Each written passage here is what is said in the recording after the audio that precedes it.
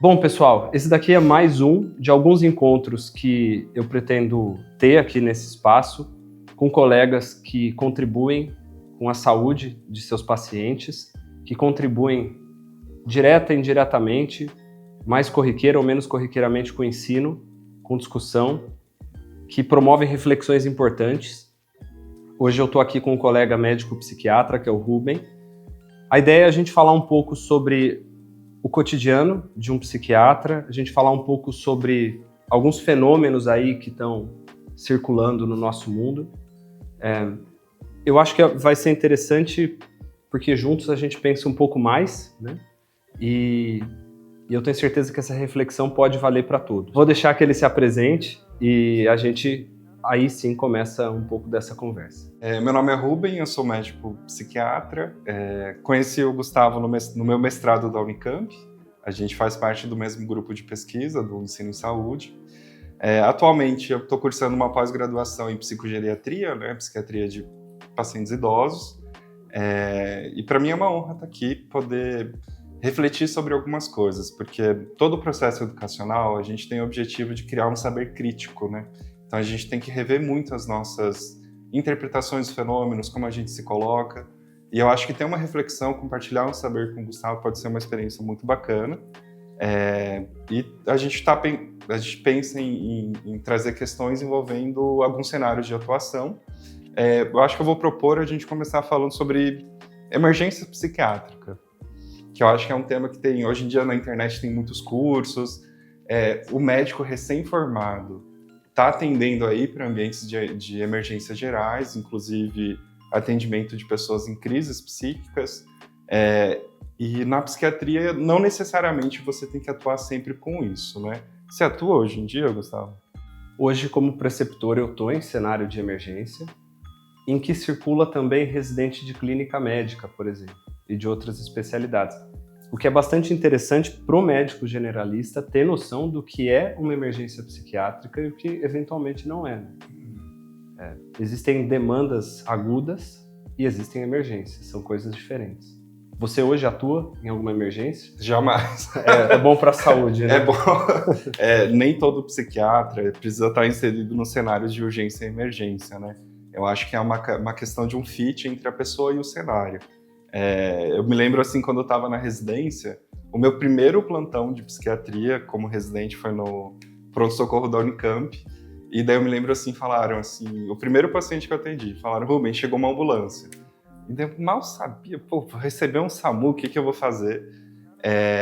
E foi uma situação que eu acho que ali já mostrou que não era um cenário que eu estava muito interessado em atuar profissionalmente, porque foi um pós-enforcamento, que o paciente foi trazido agitado, então não precisava de cuidados de via aérea, foi direto para a psiquiatria, né? E daí eu me lembro que eu estava lá, R1, falei assim, o que eu vou fazer com isso daqui? E isso foi uma coisa que carregou para mim certas características na minha atuação, que foi, eu atuei durante a residência, durante algum período, depois de formado, em cenários de urgência e emergência, mas sempre foi um ambiente que eu nunca me senti muito confortável. Então eu sabia que pouco a pouco eu ia tentando me distanciar. E hoje em dia eu estou numa psiquiatria completamente ambulatorial, que o imprevisível, a crise, se manifesta de outras maneiras, que eu acho que é isso que a gente está falando, assim, que existe o que é crise objetiva e o que é uma crise subjetiva, né?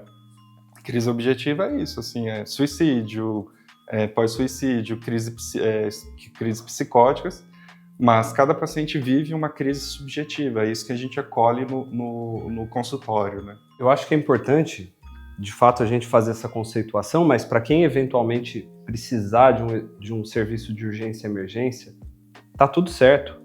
Em serviços de urgência e emergência de porta aberta, a gente acolhe crises subjetivas. E a gente consegue ter contribuições concisas e importantes desde que o paciente volte para o segmento ambulatorial. O que eu acho que às vezes é muito negativo em alguns municípios, algumas cidades, algumas prefeituras, é que se delega para o serviço de urgência e emergência dar conta de demandas subjetivas sem um segmento depois. Sim.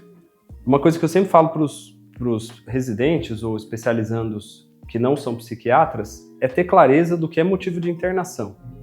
Risco de exposição social, exposição a riscos, hétero e autoagressividade, risco suicida são alguns daqueles que motivariam uma internação. Isso é urgência e emergência. Crise de ansiedade pode ser acolhida em urgência e emergência. A gente tem bastante o que fazer, mas o fundamental é que volte depois para um cuidado ambulatorial. Que tenha para onde encaminhar, né? Exatamente. A gente vê muitas fragilizações hoje na rede de atenção psicossocial, mas é uma rede que, teoricamente, é porta aberta, que a gente pode encaminhar os pacientes de uma situação de urgência e emergência, né? Eu tinha um R+, Felipe, que hoje está em Campo Grande, que ele sempre falava uma coisa, que emergência psiquiátrica ele sentia que ele colocava a faixa na cabeça e entrava no modo Rambo. Por quê? A gente não sabe o que vai acontecer, cada paciente pode vir com uma história, ele tem um trajeto, um percurso até você, né? Mas eu acho que o primordial para a gente conseguir atuar nesses cenários, independente de você gostar ou não, é estar aberto a ouvir. Por quê? Quando a gente atende uma pneumonia, uma crise, uma dor no peito, a gente tem o nosso roteirinho muito pronto, onde que dói, para onde que vai. E na psiquiatria a gente tem que ter um mínimo de abertura para o paciente, para ele conseguir compartilhar o que está acontecendo, o que ele pensa sobre o fenômeno que ele está experienciando, né? E geralmente, quando você consegue escutar o paciente, é quando as respostas do que você vai fazer já se colocam ali, elas vão se apresentando, assim. Seja de elencar uma pessoa para cuidar, seja de elencar lugares de cuidado da pessoa. E eu sempre falo assim, o ato mais revolucionário, o ato mais médico que a gente tem é escutar um doente. E eu acho que a emergência psiquiátrica coloca a gente num ambiente que é um pouco mais intenso a fazer uma escuta diferenciada, né? E, para mim, eu acho que uma grande questão que envolve o bem-estar de atuar nesses ambientes é a qualidade da equipe que vai estar junto com você. Porque um psiquiatra sozinho não dá conta do mundo, né? E se a gente tem uma enfermagem parceira, se a gente tem um serviço social parceiro, a equipe de psicologia, torna 1000 vezes mais fácil. Coisas que em pronto-socorros gerais são um pouco mais difíceis, né? Geralmente são assim, um profissional que é um enfermeiro, que ele gosta da saúde mental e ajuda, às vezes, a psiquiatria. De resto, fica um pouco complicado, principalmente para fazer procedimentos, né? Contenção mecânica, coisas do tipo, que demandam muito mais assistência das pessoas. A gente está no grupo de pesquisa de educação em saúde e revendo alguns textos. Lá fora isso já está constatado, mas aqui também é muito evidente. E para quem é estudante de medicina, isso fica claro. Pela falta de contingente multidisciplinar, muitas vezes o interno e o residente fazem o trabalho da equipe. Então, isso é desgastante para o residente, para o interno, mas eu acho que dá para a gente olhar sobre um outro verniz. O quanto que você está dando um cuidado que pode não ser estritamente médico, mas para aquele paciente. Então, quando você está no internato e pedem para você ligar para a família do paciente para fazer um contato, para tentar articular uma alta, você fala, isso não é meu trabalho. Tudo bem, um dia não será mais o seu trabalho, mas naquele momento é de uma contribuição, né, muito grande. E mesmo não sendo o seu trabalho, você tem que refletir o que você pode melhorar nisso. E por isso que é bacana ter o contato com a equipe multi, porque você vai ver como que diferentes profissionais atuam no mesmo caso que você está. Eu acho isso de uma riqueza muito grande. Você falou do grupo de estudos, né, Gustavo? Um dos cenários de atuação do psiquiatra hoje em dia, considerando esse boom de médicos que estão procurando formas de se qualificar, de atuar em áreas específicas, é a educação, né? Hoje você trabalha na educação, Gustavo? Acho a pergunta meio óbvia. Sim, eu dedico por volta de 40 horas semanais à coordenação de um curso de medicina e sou muito feliz pela oportunidade dada. Eu noto que a gente pensa no currículo e tem uma diretoria de produto muito cuidadosa com isso, mas os conhecimentos psiquiátricos e psicodinâmicos ajudam bastante a conter crises. Crises de alunos, de familiares e de docentes também. A gente está tendo sempre que manejar. Porque isso é uma coisa legal também, que eu acho que fica para as próximas, para as atuais e eternas gerações. O processo de ensino-aprendizado, ele é sempre um processo de atrito, de troca. Tem que ter uma alteridade, tem que ter um docente, tem que ter um outro que tenha alguma coisa para nos ensinar. Então, nem sempre vai haver concordância. Vai haver discordância, vai haver dissabor, vai haver até uma certa irritação em algum momento, mas que é parte do jogo. Se fosse um processo liso, não teria acréscimo algum. Então, aquele preceptor, aquele docente que é diferente de você e te promove o incômodo, ótimo, ele está contribuindo de alguma maneira. Você comentou sobre equipe multi. Isso me remeteu ao padrão ouro, né, da oferta de cuidado de saúde mental, que é o CAPS.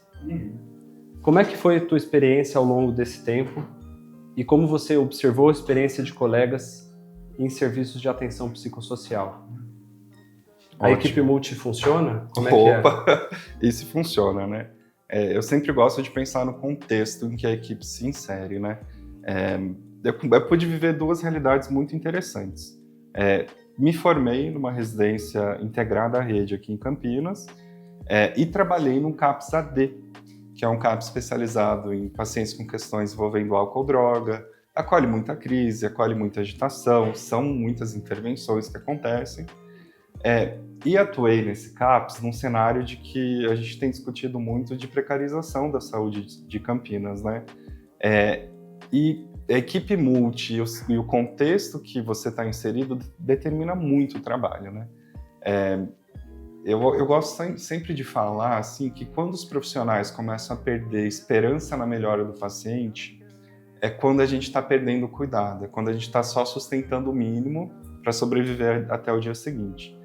E mais recentemente eu tive a fantástica experiência de trabalhar no CAPS do Einstein, que é uma instituição que é gerida pelos mesmos protocolos, equipes, conhecimentos conjuntos do Albert Einstein.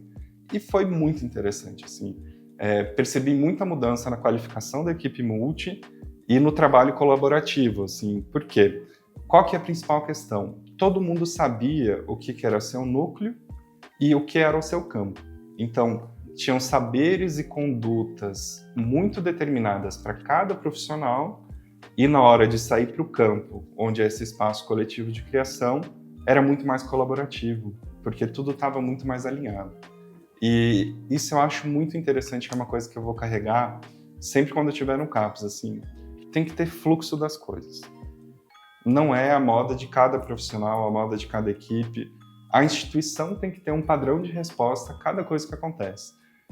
Até alguns mecanismos assim que eu só via em materiais de fora, assim, que é, por exemplo, a equipe de crise, né? Que eu achei muito interessante no Einstein, que todo dia eles passam os profissionais e determinam quem que vai cuidar nas contenções, se tiver uma parada, quem que vai cuidar da via aérea, quem que vai fazer compressão, quem que vai administrar as coisas. Todo dia, cada turno muda. A cada 6 horas, eles elaboram isso e você já está lá sabendo isso. E eu não sei se você já teve a experiência de alarme de contenção, aquelas sirenezinhas que tocam. Eu achei muito interessante, assim, porque por mais que convoca quem está selecionado, ele convoca quem não está selecionado, está atento ao que está acontecendo. Seja do manejo de equipe, seja o manejo do ambiente que está acontecendo, que são coisas muito importantes, né? E foi muito bacana, assim, ter esse período no Einstein que me trouxe um pouco de fé para o CAPS. Eu acho que tem coletados de muitos trabalhadores que eles trazem uma questão de que sentem que o CAPS não necessariamente responde adequadamente às novas formas de adoecimento. Talvez fazia muito sentido para o paciente psicótico no passado, mas será que o neurótico, o psicótico de hoje em dia, quando vai no CAPS, ele consegue ter um bom atendimento? E a resposta que até um tempo atrás eu falaria que eu não sabia. Hoje eu tenho um pouquinho mais de fé, eu consigo falar que sim, mas depende muito do trabalho colaborativo. Eu acho que essa é a principal determinante. Frente ao que a gente expôs, né, eu acho que a gente perpassou alguns cenários de atuação do psiquiatra. Qual cenário você mais se identifica hoje para trabalhar e que você pode compartilhar com estudantes, pós-graduandos e residentes? E qual você menos se identifica? Eu acho que você já deu algumas pistas. Sim. Os cenários que eu mais gosto de trabalhar hoje eu tenho muito claro para mim. Assim, eu acho que eu sou um bom psiquiatra de CAPS. Por mais que hoje eu não estou trabalhando, é um cenário que eu realmente pretendo voltar em algum momento da vida. Mas hoje eu estou entendendo que, em busca de maior estabilidade, qualidade de vida, a prática ambulatorial do consultório chama o psiquiatra, ele convoca, né? E eu gosto do ambulatório porque eu acho que a gente tem a possibilidade de escutar os nossos doentes um pouquinho melhor. Isso pode acontecer em todos os cenários, né?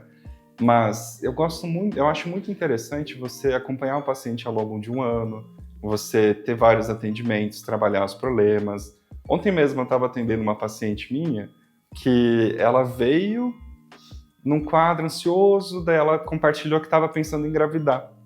Daí depois, 2 semanas, ela volta já grávida e a gente tem que mudar como a gente está manejando o caso. E depois disso, a gente está coletando o que é a maternidade, como que ela está pensando o parto dela, como que ela está organizando o cuidado. Então eu gosto da prática ambulatorial pela escuta e pelo raciocínio. Eu acho que eu fico muito orgulhoso quando eu consigo ver um bom segmento, acompanhar alguém por muito tempo, né? E eu acho que eu colocaria outro cenário também, a educação, né? A educação, ela perpassa diferentes cenários de prática, e para mim é importante ter um pouquinho de educação acontecendo, sabe? Formar profissionais é uma coisa muito interessante. E, assim, de jeito nenhum, na minha pretensão profissional, é ambientes de urgência e emergência. Não me encaixo muito bem, não é tão... Essa cena. Perfeito. E para você? Então, acho que eu vou corroborar isso. Assim, no ambiente ambulatorial, a gente tem a condição de ouvir a queixa, entender qual que é o sintoma que está por detrás daquela queixa e qual que é a fantasia envolvida naquele sintoma. Você falou sobre essa paciente que quer dizer, será mãe, né? Já queria, agora está gestante. Teve uma paciente que eu atendi recentemente que trouxe, eu tenho um problema com a paternidade, e ela está gestante. Então ela está super preocupada com a atuação do pai da criança. Não demorou mais do que alguns minutos na consulta para entender que a preocupação dela é com a maternidade. Então, muitas vezes, a queixa, ela vem o contrário do sintoma e da fantasia envolvida. E no ambiente ambulatorial, a gente pode ir escutando e pode ir revendo isso, né? Bem como no cenário de ensino, que eu acho que é uma posição muito privilegiada você ensinar alguém, porque você ganha alguns segundos, alguns minutos, você tem uma história já para você poder pensar em cima. Então, mais do que qualquer saber, é uma possibilidade de pensar junto. Frente a isso, assim, como você avalia que está nosso mercado hoje, dentro da especialidade? Como você tenta ponderar se colocar no mercado sem se vender ao mercado? Quais são as angústias aí envolvidas? Claro. Eu acho que por características tanto de vida, tanto da minha formação médica na UFSC, que é a Federal de Santa Catarina, minha formação em rede no Cândido, eu sempre entendi que eu gostava de trabalhar em serviços públicos, serviços SUS, que geralmente eles acolhem a população mais vulnerável. Eu fiquei muito identificado nisso, assim. Tanto que nos primeiros anos de formação eu procurei pouco práticas de consultório, ter cartela própria de paciente, porque eu me identificava nisso. E para mim, eu acho fantástico você praticar a educação médica em cenários do SUS. Eu acho que a gente, muito além do conhecimento da especialidade, a gente cria conhecimentos de vida, de atitudes, de saberes. Mas, progressivamente, eu fui procurando estar em posições de melhor qualidade de vida, porque eu acho que, coletivamente, a gente está vivendo uma crise que ninguém sabe se vai aposentar, né? Trabalhar até os 65 anos, se vai ter saúde para trabalhar para isso.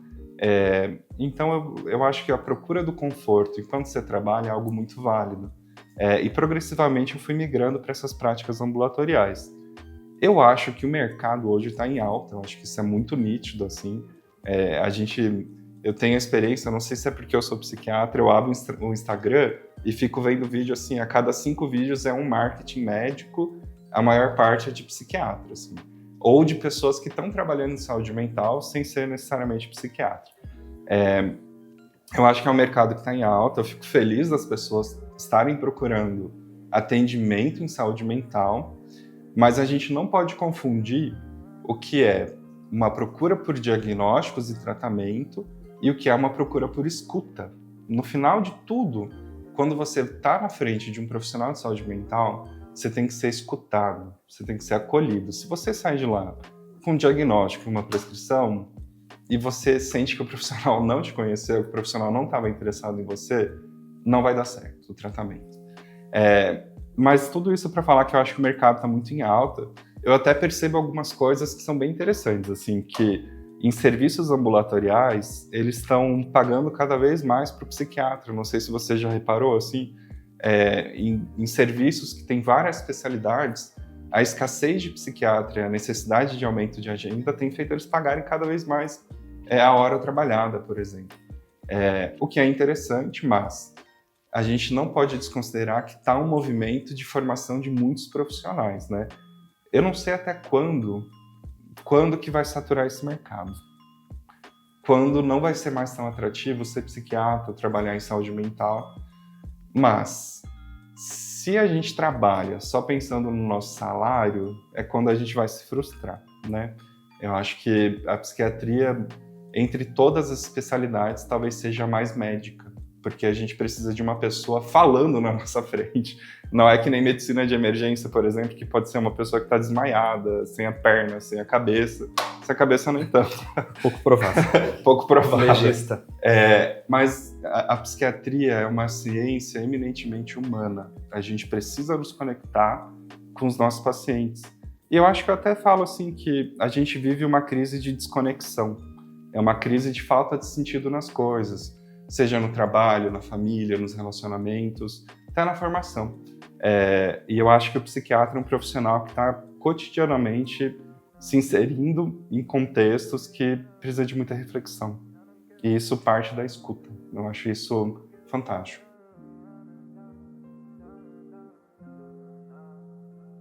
Eu vou começar a resposta com uma reflexão que a gente teve no mestrado, numa disciplina que a gente fez conjuntamente na Unicamp. Hoje, o papel do professor, e eu coloco também o papel do médico, é ser um curador de conteúdos. Ou seja, a gente tem que ajudar o nosso paciente a conseguir navegar por essa imensidão de informações. Comecei a fazer uma prática que eu acho que tem sido muito enriquecedor, que eu pego o e-mail dos pacientes e falo assim, olha, eu vou te mandar umas coisas para você ler depois. Então, recentemente eu atendi uma paciente que fez uma avaliação neuropsicológica, veio TEA e TDAH. Né? Foi uma avaliação adequada, eu concordo com os diagnósticos até, e ela estava assim, tá, e o que eu vou fazer a partir disso? E daí ela marcou a consulta por isso. Ela não tinha necessariamente queixas, ela entendeu que um diagnóstico tardio, ela tinha uns 45 anos, é mais uma forma de autoconhecimento, ela não tinha prejuízos, estava caminhando bem na vida. Mas ela é uma pessoa que falou assim, que começou a procurar conteúdo e começou a ver que a qualidade é muito baixa e que não necessariamente são profissionais que são especializados naquilo que eles estão se pretendendo a falar. E ela marcou a consulta para auxiliar nesse processo de autoconhecimento. E foi muito interessante, assim, que eu peguei o e-mail dela, eu entrei em contato com alguns colegas, assim, até a Luciana Stout, que é uma pessoa que está atuando muito nessa área, pedi assim, Lu, você tem algumas indicações de livros para passar para o paciente? O Tomás, que é um psiquiatra de São Paulo, também atua muito no TDAH. Me passou também algumas páginas de Instagram que é bacana seguir. E falei para a paciente assim, ó, vê essas páginas, lê esses livros se você está interessado, vai anotando as dúvidas, as perguntas, e nas consultas a gente vai conversar sobre isso. Então, eu acho bacana a gente incentivar esse senso de protagonismo do paciente na construção de saber. A última coisa que a gente quer na psiquiatria é o paciente passivo, né? Aquele paciente que fala assim, você que sabe, doutor, o que você passar eu vou tomar. Quando isso acontece, eu falo, o processo não está indo do caminho que eu quero, sabe? Então, eu acho bacana a curadoria de informações. A gente tem que... Eu sempre ensino algumas táticas para os pacientes para se prevenir a receber informações de, talvez, pessoas que não estão tão qualificadas. Então, assim, o site Consulta CRM, eu acho que eu tenho o hábito de abrir durante a consulta com o paciente, porque é muito comum, pelo menos assim, alguns pacientes por dia de atendimento falam, eu passei num gastro que fez isso, isso e isso, e quando você olha a conduta não faz sentido. E daí eu falo assim, poxa, mas será que é gastro mesmo a pessoa? E daí eu abro o site, consulta CRM junto com o paciente, eu abro aqui, e daí eu falo assim, ó, tá vendo aqui? A pessoa ela não tem especialidade pelo CRM. Então ela não fez nem clínica e nem fez gastro depois. Então a gente sempre tem que procurar essa autonomia do paciente para ela conseguir identificar qual é o bom profissional, qual é a boa fonte de informação. Por quê? Eu acho que para o Gustavo deve estar até comum isso, assim. Hoje eu estou trabalhando uma parte das minhas horas na Unimed. E atualmente eu estou muito nas primeiras consultas, formando agenda, e pelo menos assim, uns 3 pacientes por dia, eles chegam achando que tem TDAH. Doutor, eu sou desatento, eu não estou me concentrando no trabalho, eu vou na cozinha, não sei o que eu ia pegar. E eu acho que isso é um pouco do sintoma do mal da nossa sociedade. É muita informação, é muito sequestro do nosso foco. E quando você ouve o doente, quando você consegue entender a queixa, entender o cenário de vida, 90% das vezes não é TDAH, é uma ansiedade, é um quadro depressivo. Teve até um que eu achei muito pitoresco, assim, que quando eu fui ouvir o doente, ele estava muito deprimido e ele estava construindo delírios já dentro desse quadro depressivo e ele foi numa investigação de TDAH. Então, assim, a gente tem que conseguir ouvir o nosso doente muito mais do que uma doença. Isso parece até meio chavão, assim, mas é muito isso. Porque esses quadros, TDAH, TEA, não são tão prevalentes quanto o Instagram está fazendo a gente acreditar. E quem que vai conseguir definir isso? Vai ser o vídeo de 30 segundos que você vai ver e você vai se identificar? Ou vai ser a consulta de 30 minutos, de 1 hora, com vários retornos, que vai te falar, não acho que é isso. Até recentemente eu recebi uma história de um colega médico, bem formado, fez residência, trabalhou em vários lugares muito interessantes, e que ele achava que não tinha algo de legal acontecendo com ele. E que ele começou a consumir materiais e ele se autodiagnosticou como TDAH. E daí ele foi em 5 psiquiatras para saber se ele tinha TDAH ou não. Os 5 psiquiatras falaram que ele não tinha TDAH. E daí ele foi num neuro, e o neuro, muito rapidamente, através das queixas que o paciente já elaborou ao longo dessa procura, prontamente deu o diagnóstico e já começou o Venvanse. Então a pergunta é, será que a gente tem que procurar o profissional que mais escuta a gente, ou a gente tem que procurar o profissional que mais escuta a doença que a gente fala?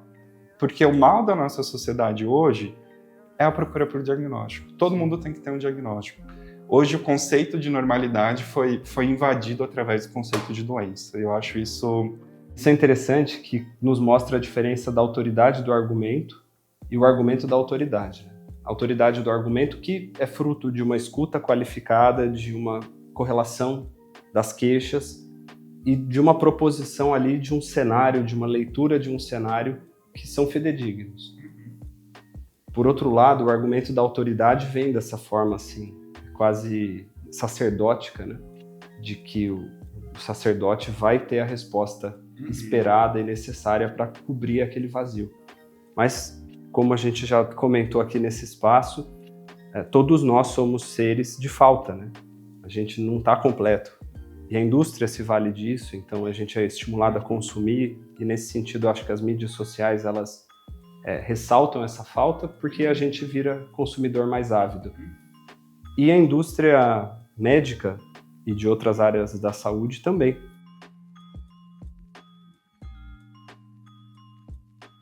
De fato, né, a gente falando sobre o mercado, eu acho que cada profissional vai se posicionar da maneira que sentir que pode estar contribuindo e que achar mais adequada. Mas essa dicotomia entre a escuta do psicólogo e a escuta do psiquiatra e também a escuta do psicanalista, né, pensando em uma vertente dentro da psicologia, eu acho que ela não segue uma regra, né? Tem psiquiatras, por exemplo, eu acho que a gente se vale muito de uma visão psicodinâmica de base, em que a escuta e a descrição da queixa do paciente ela é fundamental, mais importante do que qualquer checklist psicopatológico, né? Ao mesmo tempo que a gente tem psicólogos também que, por conta de uma contingência de mercado, tem que ser muito concisos nas consultas, nas análises, né? Não à toa, em convênios, a psicoterapia dura menos de 40 minutos, né? Às vezes dura 30, às vezes dura 20. Então, a gente vai ter profissionais com uma maior disponibilidade de escuta, outros com menos. E eu acrescentaria que muitas vezes não é uma escolha própria do profissional, mas é do cenário que ele está inserido, né? Isso que eu acho que é o mais doloroso para a gente, ver colegas bons, com potencial, mas que para transformar aquilo numa coisa viável, acabam tendo que ser muito mais concisos, né? Sim, e a gente está observando cenários, assim, eu gosto muito do LinkedIn, eu fico mandando currículo para saber como é que está o mercado, né? E às vezes vem empresa, assim, chama e fala assim, olha, a gente paga tanto a hora, mas são de 5 a 6 pacientes por hora. Gente, não dá, você não ouve, você renova a receita. Eu acho que, assim, a prática da escuta é uma prática que é indispensável na saúde mental. Seja qualquer trabalhador que for que seja, psicólogo, psiquiatra, assistente social, terapeuta ocupacional e por assim vai. Conheci também alguns educadores físicos que atuam em saúde mental, tem uma escuta muito bacana. Artesãos que trabalham em CAPS, assim. Gente, a gente tem que escutar o nosso doente. Por quê? Se a gente não escuta, é quando a gente começa a falar só de doença. Eu não sei se você tem pego, assim, pacientes que vêm encaminhados com suspeitas de diagnóstico de neurodivergência, e não é incomum eles falarem que as sessões de psicoterapia se tornaram conversar só sobre a doença, só sobre TDAH, só sobre autismo, e que no momento em que o psicólogo ou o terapeuta que a pessoa está acompanhando começa a induzir, começa só a falar sobre esse diagnóstico, é quando a escuta acabou. Algumas semanas eu recebi uma mãe que completo burnout materno, cuidava de 2 crianças com diagnóstico de TDAH. O marido, ele era muito ausente nessa figura parental e até uma relação com características até abusivas. E essa mulher, ela tinha uma dependência financeira total do marido e ela estava muito deprimida, mas muito deprimida. E essa depressão, ela veio através do cansaço, da fadiga, da falta de foco, da dificuldade de concentração. E ela comentou que os últimos 4 meses de psicoterapia foram 4 meses de conversa sobre TDAH. E daí foi muito bacana, assim, que na consulta a gente estava ali elaborando as questões e tal. E daí um momento eu viro para ela assim, fulana, você sabe que não é TDAH, né? Dela, eu sei, doutor, tá ruim o negócio, né? Eu falei, exato. E o que a gente vai fazer a partir disso? E daí ela ficou assim, se perguntando e tal. Daí ela falou, eu troco de psicólogo? E daí eu falei, não sei, mas talvez você leve para o seu psicólogo que você precisa ser ouvida antes de tudo, né? Eu acho que a gente está voltando para uma situação que a gente tem que relembrar qual é a nossa base, que é a escuta. Indo até, né, na linha do que você colocou, né? No fim das contas, a relação com o terapeuta, a relação com o psicólogo, a relação com o psiquiatra é uma relação de continuidade. É muito mais sobre a relação que se perpetua e tem espaço para trocas, críticas, pedidos de ajuda, do que sobre descobertas. Então, eu acho que fica um recado amplo assim, para todo mundo que está num processo de análise, que está num processo de psicoterapia. Se tem alguma coisa que está emperrada, as teorias podem dizer que talvez a resistência seja nossa mesmo, porque está pegando alguma coisa mais delicada, mas converse com o seu analista, converse com o seu terapeuta, converse com o seu psiquiatra. Eu, em retornos de pacientes, quando eu faço algumas intervenções mais agudas, eu falo, e aí, você pensou sobre o que a gente conversou? Pode ser sincero, às vezes eu falei uma grande besteira que não tem nada a ver. Então, dar esse espaço para mostrar que a gente está disponível para troca, né? Uhum. E esse feedback profissional é um norteador do nosso tratamento, né? Então, assim, para mim, quando o paciente começa a expressar a opinião dele sobre o tratamento, para onde está indo, eu acho que é um ponto de maior vitória nosso.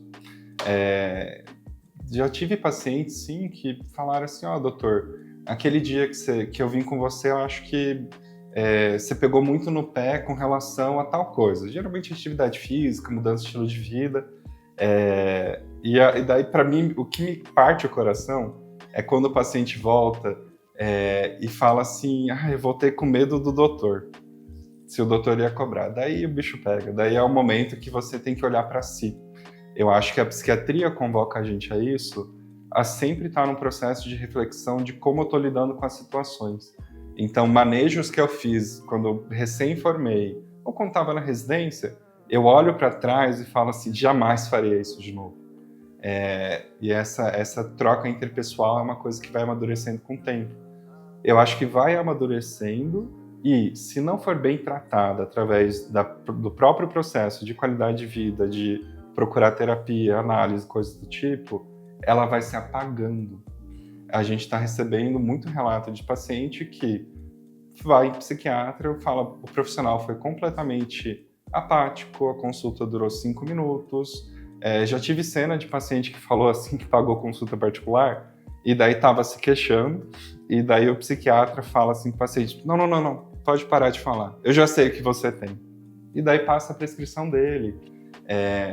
Então é um processo contínuo para não deixar a peteca cair de alguma maneira, para não se esquecer do que a gente está ali fazendo, né? E são fenômenos muito interessantes, assim, como que o padrão de adoecimento hoje em dia está diferente. A gente até estava conversando antes, né, Gustavo, que é muito raro ver as depressões clássicas, né? Aquela descrição do livro, insidioso, humor deprimido, as alterações nas funções do sono, sexual, apetite. Hipovonia. Exato, tá muito raro, porque 90% tá vindo como uma depressão ansiosa. E essa ansiedade, ela é muito interessante porque ela se expressa de muitas maneiras. E daí é quando entra a confusão do TEA, TDAH, coisas do tipo, né? Que eu acho que são caminhos para a psiquiatria, e eu não falaria só para a psiquiatria. O que me parte o coração hoje, observando muitos recém-formados e muitos médicos que eu convivi, quando ele não consegue escutar nem o mínimo. E quando a gente não consegue escutar, é quando a gente começa a desenvolver um comportamento evitativo. Então, já tive cenas na minha graduação de plantão de emergência, paciente chorando e tal. O plantonista, o endócrino, ele pega um lencinho assim da parede, coloca na frente do paciente e fala, eu volto daqui a pouco. Então, assim, gente, quando a gente não consegue ouvir, e se você se observa tendo comportamentos evitativos, ou seja, você está atendendo numa UBS e veio ver lá que o paciente tem demanda psiquiátrica, e você já fala, putz, não queria atender esse paciente. Ou quando te chamam que o paciente está em crise, você vai para lá com medo, vai com receio. Já vi cenas de profissionais que trabalham em CAPS e carregam instrumentos de autodefesa. Então, assim, spray de pimenta não pode, acho que é gengibre no Brasil, maquininha de choque. Gente, adoeceu o negócio, sabe? Quando adoece, você tem algumas estratégias. Procurar supervisão, conversar com um colega mais experiente e, às vezes, é tratamento pessoal mesmo. Por que você não está conseguindo ouvir seus doentes? É procurar uma escuta, é procurar um psiquiatra. Então, assim, eu acho que um recado pro médico generalista é que ele também é um profissional de escuta e de acolhimento, né? E existe técnica para isso, e existe opções para isso, e isso é um grande desafio, porque se a gente acredita que o único profissional que vai ouvir é o psiquiatra ou o psicólogo, não vai dar certo. Seja um tratamento de tuberculose, seja um tratamento de um diabetes, que a gente vai ver um paciente pouco engajado, tudo no final volta para a escuta. Não dá para fugir disso, né? E eu acho que esse é um caminho um pouquinho de que a gente tem que pensar para a psiquiatria. Se a gente está formando pessoas que conseguem acolher outras pessoas, ou a gente está formando pessoas que só sabem falar sobre doenças e diagnósticos. E a gente vê isso muito no estilo de formação de cada residência, no estilo de formação de cada pós-graduação, que hoje em dia é uma realidade do mercado, e tem profissionais muito bons formados através de pós-graduação, mas a base de tudo você está sendo ouvido pelo seu médico? Você está sendo escutado pelo seu médico? Porque isso eu acho que é a base de tudo, né? E eu acho que, sendo realista, isso eu falo com todos os residentes, todos os pós-graduandos e todos os graduandos de medicina que eu convivo. Gente, até uma questão de mercado. Você ser um especialista em doença não vai ser o suficiente no futuro. Você tem que ser um especialista na demanda e na queixa do teu paciente. Então a gente vai ter que se aprimorar e vai ter que se dedicar mais do que já foi necessário do ponto de vista mercantil para aquela demanda do paciente. Isso é uma coisa boa. É a gente entender por que as pessoas vão onde elas vão, por que as pessoas escolhem o que elas escolhem, por que elas sofrem como elas sofrem, porque as estruturas estão aí e nosso trabalho é estar disponível para conhecê-las.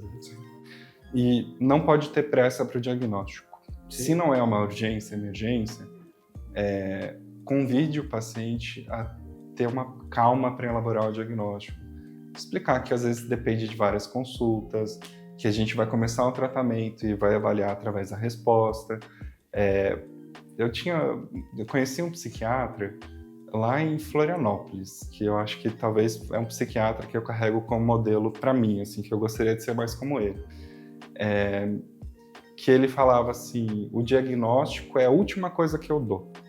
É quando eu consigo olhar para trás e te observar em vários cenários de vida, em vários enfrentamentos, em vários sintomas, e daí olhando para trás eu vou conseguir falar se era o que eu imaginava, se é uma outra doença.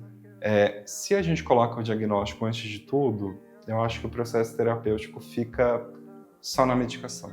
E é isso que a gente está vendo muito, né?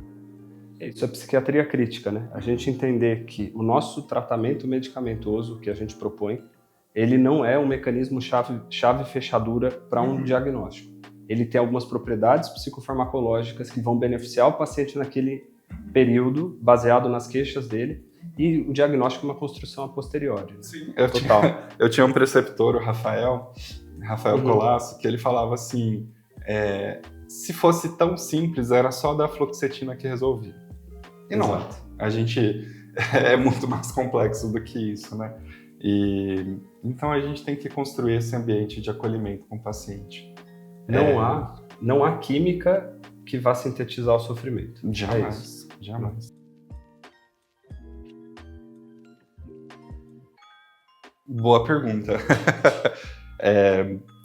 Eu até brinco às vezes quando eu ouço algum graduando, alguma pessoa que está na medicina falando que é psiquiatria, eu até falo assim, você tem certeza? Porque a gente tem que se questionar qual que é o psiquiatra que você vai querer ser. Se é o psiquiatra do diagnóstico, da prescrição, tem bons psiquiatras que também ficam só nesse campo e tudo bem. Nesse verniz, Mas se você está fazendo psiquiatria só com esses objetivos, sem ter noção que a psiquiatria, eu acho que é a ciência mais humana dentro da psiquiatria, da medicina, que é onde a gente vai ter que ouvir doentes durante muitos anos da nossa vida, várias histórias muito tristes por dia, e a gente não conseguir se conectar de uma maneira possível e empática, se você não vai conseguir fazer isso, eu falo para você não fazer psiquiatria, que você vai se frustrar muito. Mas, quando você consegue se conectar com o paciente, consegue oferecer tratamento e pensar além da caixa, fora da caixa, eu acho que sim, vale muito a pena fazer psiquiatria. A resposta que eu daria, eu sempre vou para essa cena. É um show da Legião Urbana, que eles estão cantando Que País é Esse? E aí chega um momento, e o Renato era pedagógico nos shows, né? Ele fala para a banda parar de tocar Que País é Esse? Aí fica um silêncio. E aí ele fala, o mundo aí fora, algo assim, né? O mundo aí fora tá doente, mas como é que você vai cuidar de você? Então, nesse aspecto, eu acho que a psiquiatria, a medicina como um todo, mas principalmente a psiquiatria, nos dá a oportunidade de olhar para o nosso bem mais precioso, que é a nossa saúde, e não apenas para o adoecimento.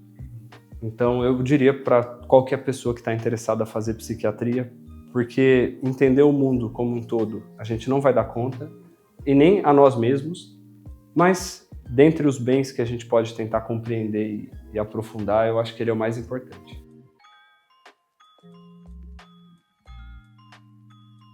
Para concluir, então, esse episódio, essa entrevista, com uma colaboração muito, muito necessária, eu queria que você me falasse algumas coisas. Bem Bem de vida pessoal. Um passeio que você não abre mão, uma viagem que você não abre mão, que você já fez ou queira fazer, um emprego que você não abre mão e uma comida também. Muito bom. Eu vou talvez inverter um pouco como seria a resposta. Coisa de psiquiatra. Isso. Porque eu acho que a gente tem que pensar quem a gente tem ao nosso lado. Então, um passeio que eu não abro mão é passear com a minha cachorrinha, a Sofia, uma salsichinha desse tamanho que eu amo demais. Uma viagem, eu acho que eu falaria que qualquer viagem com a minha companheira, Marcela, independente de onde a gente for, tá ótimo. Recentemente a gente foi para Atacama e foi uma experiência fantástica, assim, voltaria completamente. Uma comida, eu acho que eu falaria assim, com quem eu estaria acompanhado. Se é com um bom amigo, se é com a minha companheira, se é com a minha família. Eu acho que torna a experiência muito mais prazerosa, né? Mas eu tenho uma comida que eu gosto muito, que eu acho que é a coisa mais básica do mundo, que eu não sei como eu viveria sem, que é arroz. Desde criança eu gosto muito. Enfim, né? Vai entender, né? Hiperfoco. Isso, é o hiperfoco, exatamente. E qual que é a última pergunta? Um emprego. Um emprego. Eu acho que eu falaria como educador. Hoje eu me afastei das práticas de preceptoria para voltar de uma outra maneira, né? Com mestrado concluído em outros lugares. E é uma coisa que faz muita falta no dia a dia. Perfeito. A câmera. Calma aí, monstro. Não, só um segundinho, filho. Olha. Bom, gente, então aqui com o aniversariante da semana, que certamente rendeu sons ao estilo Jurassic Park ao fundo da nossa entrevista.